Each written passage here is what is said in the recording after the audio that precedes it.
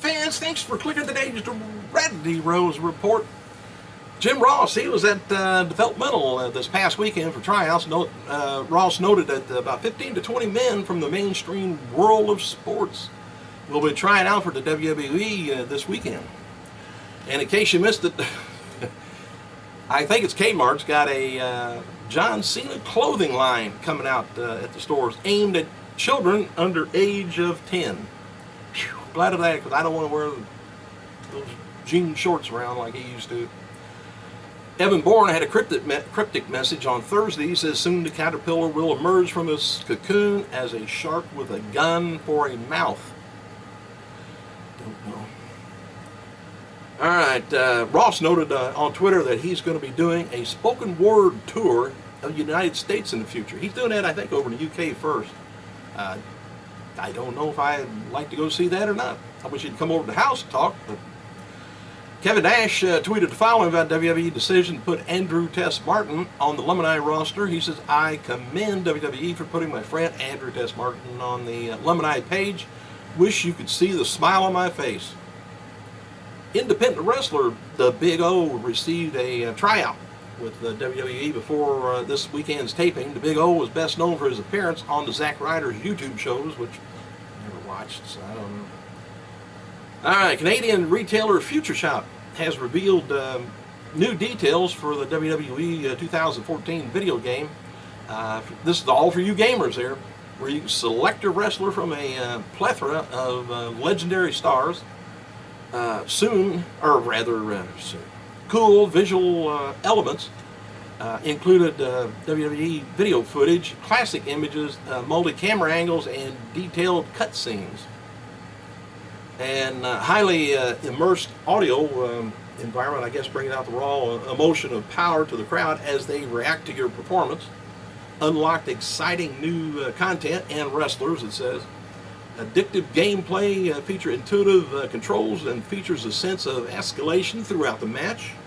And WWE's career mode lets you create epic legends of your rise from wrestling rookie to celebrated megastar. Be interesting if you get through all that. Don't have nothing to do. And believe it or not, it was season 3 premiere of Steve Austin's Redneck Island on TMZ averaged about 1.2 million viewers, about the same as TNA. But they also had an advantage. They had music awards on right before that. And a couple of days ago, Howard Finkel turned 63 years old, and fellow Mick Foley turned 48. All right, what have I got on here now? Newcomer Bray Wyatt has yet to wrestle a single match on WWE television, yet he's already got plans for WrestleMania 30. And people sway when my music plays. He said, imagine 80,000 of you WrestleMania 30. World is unified, he says, right on. All right, in 2006, we lost WWF Tag Team Champion John Tenta. Died at only the age of 42. Who's that? Earthquake. And I think he went back as Golga and quite a few other names, I guess he went for. Anyway, he developed bladder cancer. And on this day in 2008, NWA had the 60th anniversary show held at Atlanta, Georgia. Let's see, also Extreme Rules went on, held in New Orleans, Louisiana. And in 2010, Nexus debuted on Raw. Vince McMahon mentioned on Twitter that injured WWE superstar Mark Henry and Big Show is going to be at the Connecticut Special Olympics Summer Games opening ceremonies tonight. And Randy Orton was asked if he'll act more after his career in WWE is over, or if he's his WWE for life. He says, well, I wouldn't say I'm WWE for life. He said, I'd say in my near future, he says, consists primarily of me being in the ring, but wrestling's my first love. He said it's real hectic doing the wrestling and the movie back and forth, so if they got one or the other, he says, is where he can concentrate better on. A new lineup released for June 17th Raw indicates that the McMahon family drama will continue following the Payback pay-per-view. Vince McMahon and Triple H were not in the original lineup, but since then they've been added. And this is odd here, former WWE star Justin Credible says he was a victim of home invasion on Thursday night when 3 criminals with guns threatened to kill his family, while he slept through the whole thing. I don't know what he might have had that night before, but man, listen to this. Justin Credible told TMZ that he and his wife were sleeping when the family members woke up, saying that the house had just been robbed. Credible said the bad guys broke a kitchen window, entered into the residence, and made their way up to the bedroom upstairs, where his brother and nephew were sleeping.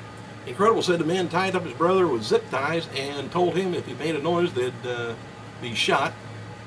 Burglars then made up their way over to the parents' bedroom, woke up the elderly couple, tied them up, and continually grilled them on where the family kept their safe. Burglars were told they didn't have one, so the men took $5 from his dad's wallet, stole his mother's cell phone, and rushed out of the house. Can you believe some silly crap like that? Credible believes the attack was not just random because the criminals kept mentioning his brother by name during the invasion. Investigation's still going on. Slept through the whole thing. WWE tryouts continued today in Tampa, and Jim Ross tweeted, he says, on Saturday, promo skills and physical drills going on. Promos essentially, he says, we need extroverted athletes, good luck to 15 studs. And wrestling legend Bobby Eaton, he was released from the hospital after a few days ago, and is scheduled to have a pacemaker put in sometime next week. WWE's NXT title was defended last night in Fort Lauderdale. Bo Dallas defeated Leo Cougar to retain the title. The match was described as most boring of the night. And the Wyatt family, they were in action last night in Fort Lauderdale. In the past, it's just been Bray Wyatt working the main roster events, but he had Eric Rowan and Luke Harper with him last night. Bray cut a bizarre promo before defeating R-Truth in a squash match. And it was noted Rowan was wearing the sheep mask that he wears in the Raw vignettes. I hope he don't keep that stinking thing on. Former WCW wrestler Mark Starr passed away over the weekend. Apparently, he was helpful in Sheamus's early WWE developmental days. Sheamus tweeted, he said, devastated to hear the passing of Mark Starr. Great wrestler, great person, FCW. He helped me in the ring on his own time. What a loss. Mark Starr, man, originally encouraged me to use the bro kick. I remember him getting on my case until I finally got it right.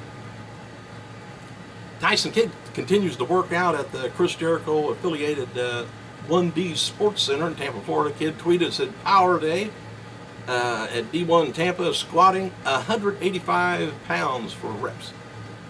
Perfect form, he says. Strength is on its way back. Knee feels good.